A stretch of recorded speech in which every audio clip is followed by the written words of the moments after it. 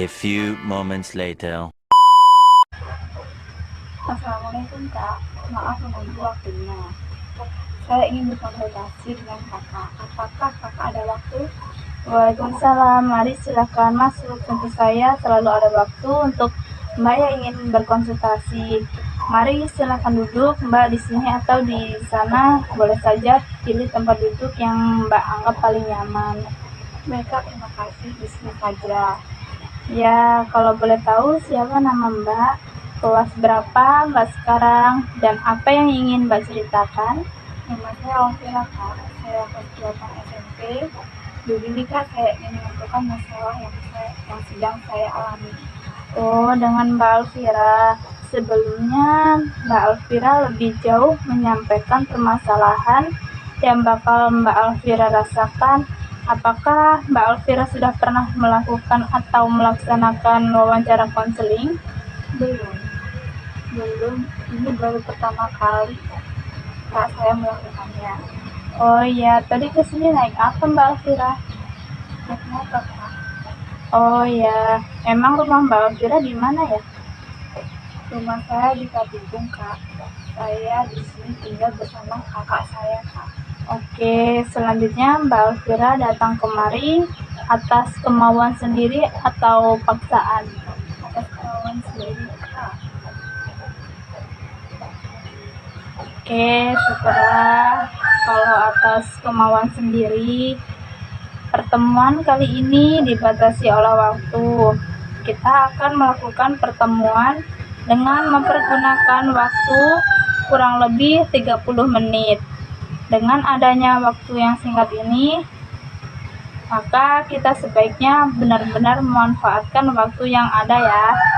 Nah, jika ada pertemuan pertama ini, masalah Mbak Alvira belum terselesaikan, maka kita adakan sesi proses konseling selanjutnya. Kemudian dalam proses konseling ada asas-asas konseling sendiri yang akan kita terapkan dalam sesi layanan konseling ini. Ada beberapa asas, yaitu yang pertama asas keterbukaan. Jadi dalam proses konseling ini dari Mbak Alvira sebagai konseli maupun saya sebagai konselor itu saling terbuka, tidak ada yang ditutupi supaya dalam pengetasan permasalahan lebih mudah. Selanjutnya ada asas kesukarelaan, yang mana Mbak Alvira datang kemari itu secara sukarela tanpa adanya paksaan dari pihak manapun. Apakah Mbak Alvira sukarela? Iya Kak, saya sukarela. Oke, selanjutnya ada asas kerahasiaan, yang mana pada proses konseling ini sendiri tidak perlu khawatir terkait rahasia cerita yang Mbak Alvira ceritakan. Di sini itu insya Allah akan terjamin ya rahasianya. Oke, selanjutnya dengan kontrak waktu yang kita sepakati, juga kita akan melaksanakan konseling ini selama kurang dari lebih 30 menit. Dan selama wawancara konseling diharapkan Mbak Alvira yang lebih aktif untuk menceritakan permasalahan yang bakal Mbak Alvira rasakan dan mencari solusinya. Saya akan mengarahkan Mbak Alvira untuk mendapatkan solusi yang terbaik. Mbak Alvira tidak perlu ragu-ragu untuk mengungkapkan semua perasaan atau hal-hal yang mengganggu Mbak Alvira dalam belajar atau aktivitas Mbak Alvira yang lainnya. Karena saya akan menjaga kerahasiaan semua keterangan yang Mbak Alvira ungkapkan. Bagaimana Mbak Alvira? Iya Kak, siap. Baiklah, kalau begitu. Sekarang silakan Mbak Alvira mulai menceritakan masalah apa atau hal yang ingin Mbak Alvira ungkapkan kepada saya. Begini Kak, saya ingin menceritakan tentang prestasi belajar saya yang kurang memuaskan dan menurun, yang semua itu dikarenakan kurang bisa berkonsentrasi pada saat belajar di sekolah. Ya. Lalu nampaknya Mbak Alvira merasa sedih karena memikirkan prestasi belajar Mbak Alvira. yang menurun yang dikarenakan Mbak Alfira kurang bisa berkonsentrasi belajar di sekolah. Benar demikian? Iya Kak, memang benar. Bisakah Mbak Alfira ceritakan lebih lanjut mengapa bisa demikian? Prestasi belajar menurun yang diakibatkan karena kurang bisa berkonsentrasi ketika belajar di sekolah. Apakah ada masalah lainnya? Begini Kak, kemarin Kak, guru matematika membagikan hasil ulangan harian saya yang dilaksanakan seminggu yang lalu. Dan ternyata hasil ulangan harian saya masih jauh di bawah rata-rata kelas karena ulangannya mendadak sekali. Makanya saya mendapatkan nilai yang kecil. Lalu pada dasarnya Mbak Alfira masih merasa kecewa dengan hasil belajar Mbak Alfira yang didapatkan. Iya, memang benar akhir-akhir ini nilai-nilai ulangan yang saya peroleh selalu di bawah rata-rata kelas. Yang akibatnya prestasi belajar di kelas menurun dan anjlok, yang membuat saya menjadi sedih. Selain itu juga saya kurang menyenangi pelajaran matematika. Makanya saya menurun prestasi saya. Selain itu juga Kak, saya kalau pulang ke rumah saya jarang diperhatikan sama orang tua saya Kak, karena sibuk dengan urusannya masing-masing. Sampai lupa dengan saya Kak, begitu masalahnya Kak.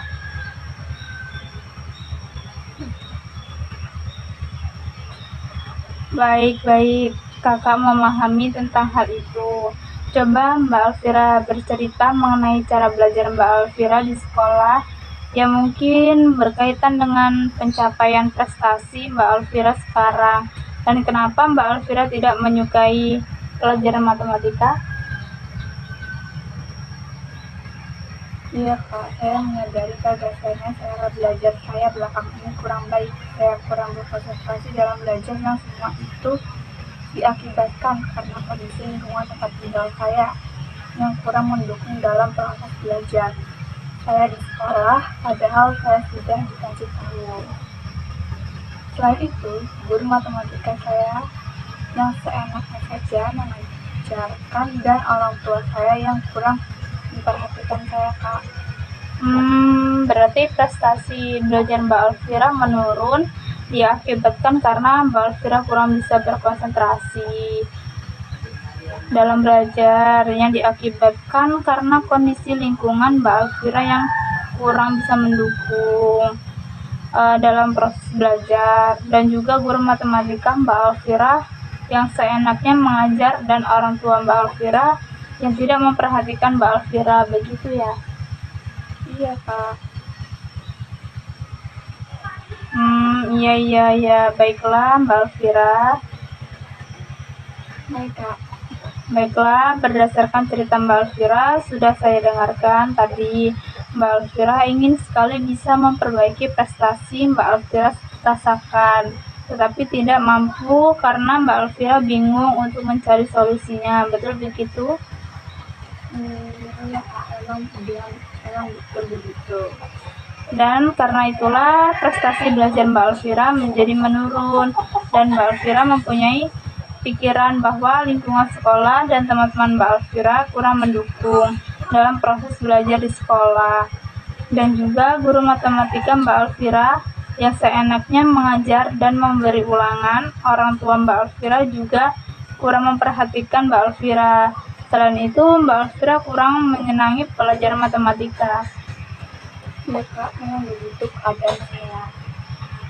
Dari penjelasan Mbak Alfira tadi dapat saya simpulkan bahwa masalah yang dihadapi ini sebenarnya bersumber dari keadaan, kondisi lingkungan tempat tinggal yang kurang mendukung dalam proses belajar, di mana diakibatkan oleh teman-teman yang selain ribut, guru matematika yang mengajar seenaknya, orang tua yang cuek kepada kamu, dan juga kurang menyenangkan ajaran matematika ya. Iya Kak. Setelah Mbak Alfira menceritakan semuanya tadi, kira-kira Mbak Alfira sudah punya rencana belum untuk mengatasi masalah yang sedang Mbak Alfira hadapi? Sudah Kak, saya akan berusaha mengatur jadwal belajar saya.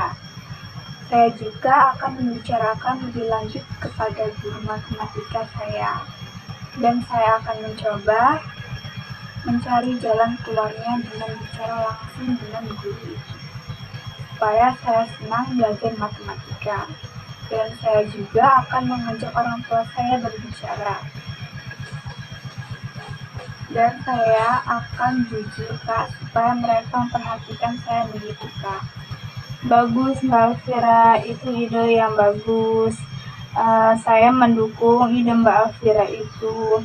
Jadi Mbak Alfira akan menggunakan waktu belajar dan juga mencoba membicarakan dengan teman guru matematika dan juga orang tua Mbak Alfira. Saya yakin pasti bisa melakukannya. Di sini ada solusi untuk mengurangi rasa malas yang Mbak Alfira alami. Yang pertama yaitu mencari tahu dulu penyebabnya. Kemunculan rasa malas tersebut memang sulit untuk dibendung. Jika Mbak Alfira mengalaminya, maka sebaiknya Mbak Alfira mencari tahu apa penyebab dibalik munculnya kemalasan tersebut. Luangkan sedikit waktu untuk introspeksi diri supaya Mbak Alfira bisa mengetahui faktor pemicu rasa malas itu. Rasa lelah, takut, atau kewalahan mungkin saja menjadi penyebab utama dari rendahnya motivasi Mbak Alfira untuk melakukan aktivitas.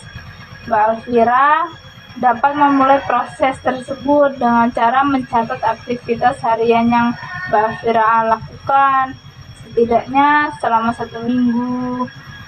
Kemudian aktivitas tersebut akan membuat Mbak Alfira lebih mudah untuk mendeteksi kegiatan Mbak Alfira dan menemukan pola yang mungkin saja menjadi celah kemalasan yang muncul dari diri Mbak Alfira sendiri. Jika rasa malas tersebut muncul karena rasa lelah, maka beristirahatlah sebentar dan fokuskan diri untuk rileks.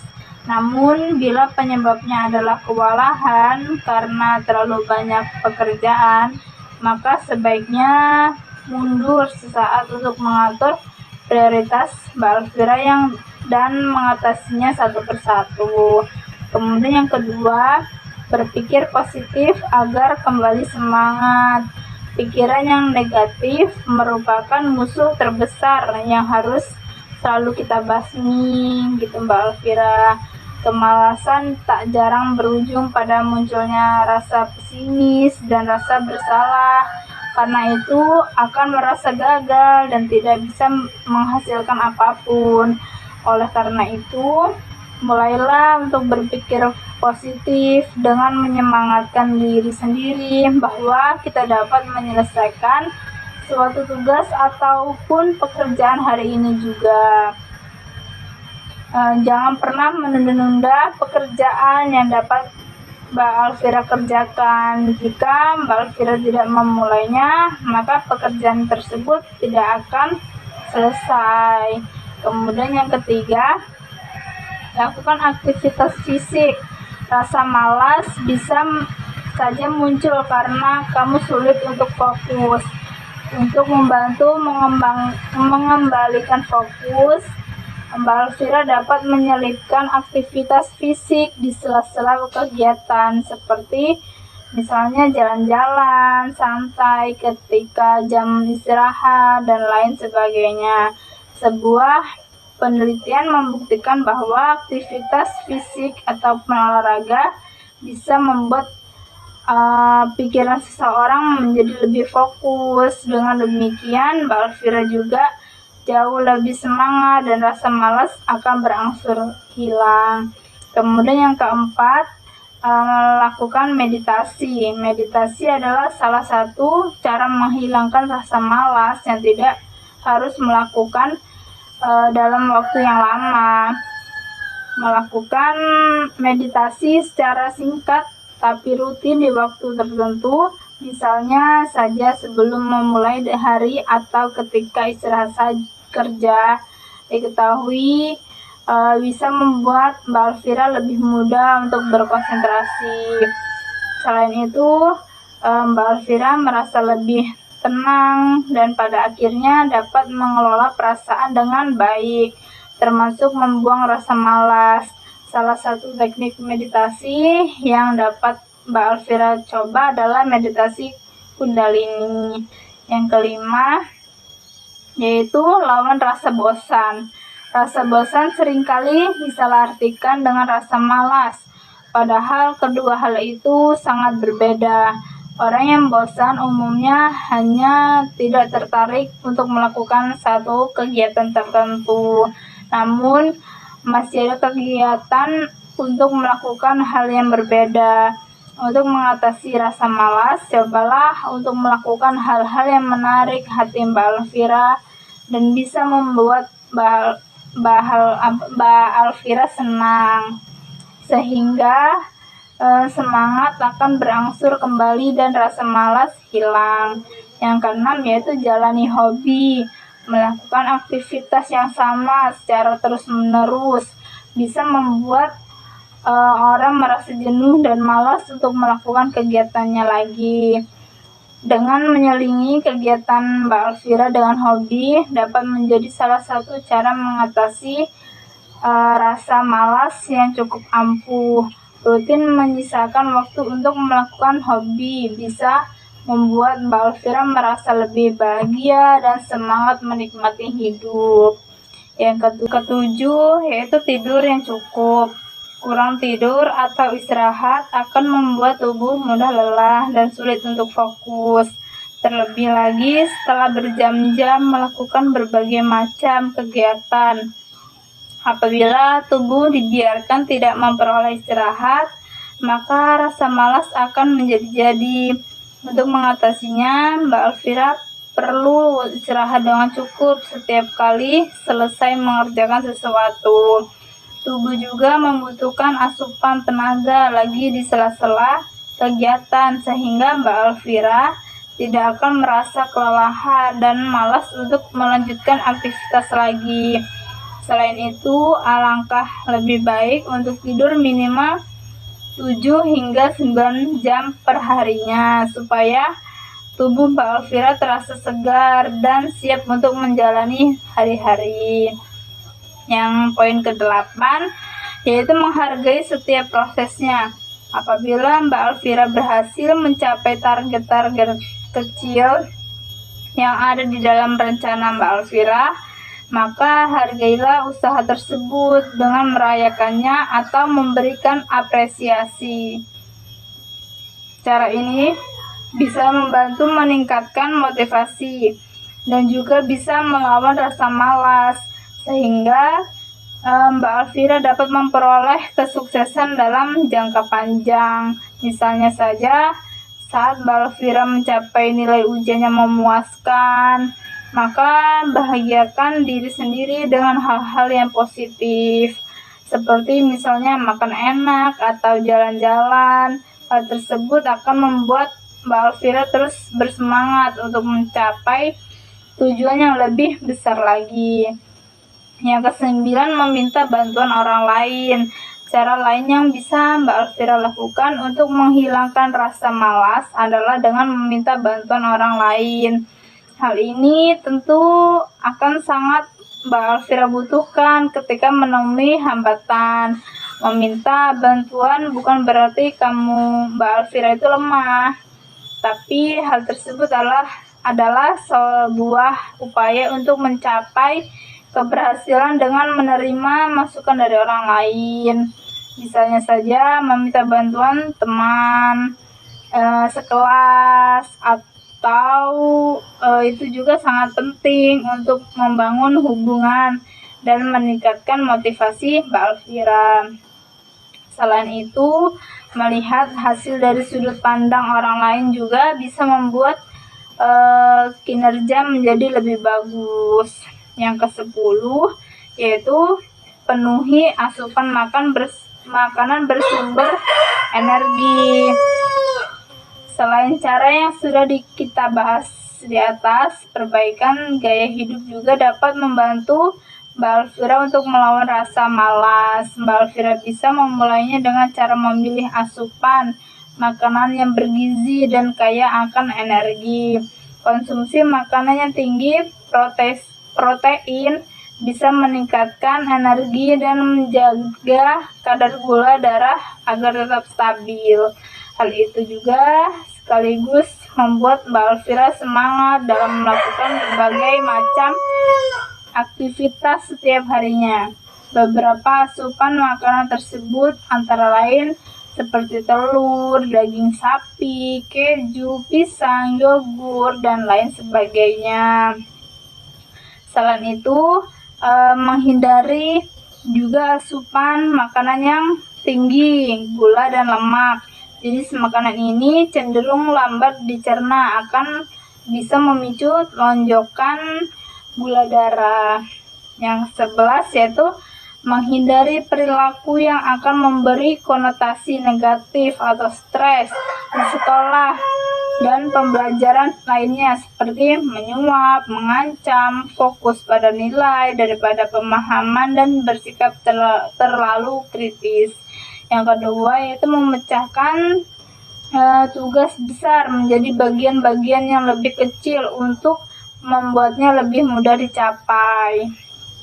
Yang ke-13 atau poin yang terakhir yaitu mengubah lingkungan fisik untuk menciptakan suasana yang lebih mendukung motivasi, misalnya dengan membersihkan ruangan atau menciptakan area tempat sekolah atau kelas yang nyaman. Bagaimana Mbak Alvira dari poin ke-13 itu tadi? Apakah ada yang ingin ditanyakan? Maaf Kak, yang bertanya, Boleh. meditasi Kundalini itu seperti apa ya? Jadi meditasi Kundalini itu adalah bagian dari yoga kendal ini dan dimaksudkan untuk menggerakkan energi ke seluruh tubuh. Hal ini didasarkan pada konsep bahwa energi di dasar tulang belakang, juga dikenal sebagai cakra akar, perlu dilepaskan melalui 7 cakra tubuh dan kemudian keluar melalui cakra mahkota di atas kepala. Oke Kak, bagaimana cara melakukan meditasi Kundalini Kak?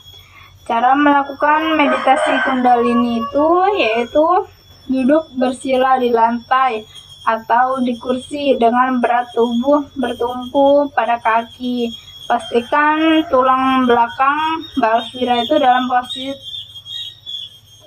lurus dan hindari duduk bersandar pada kursi. Tutup mata secara perlahan, kemudian tarik napas dalam-dalam dan hembuskan secara perlahan.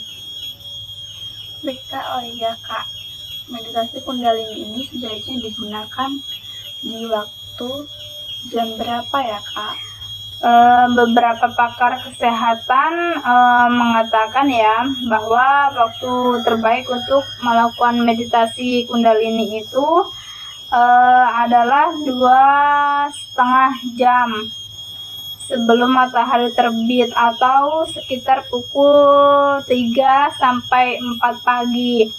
Pada waktu itu Mbak Alvira akan lebih mudah konsentrasi dan suasana pun juga lebih tenang sehingga meditasi bisa dilakukan dengan maksimal. Apakah meditasi Kundalini ini dapat dilakukan dengan rebahan atau tiduran ya Kak? Bermeditasi sambil berbaring dapat dilakukan oleh semua orang, itu Mbak Alvira, mulai dari pemula hingga ahli meditasi. Ini juga sangat menarik bagi orang yang melakukannya.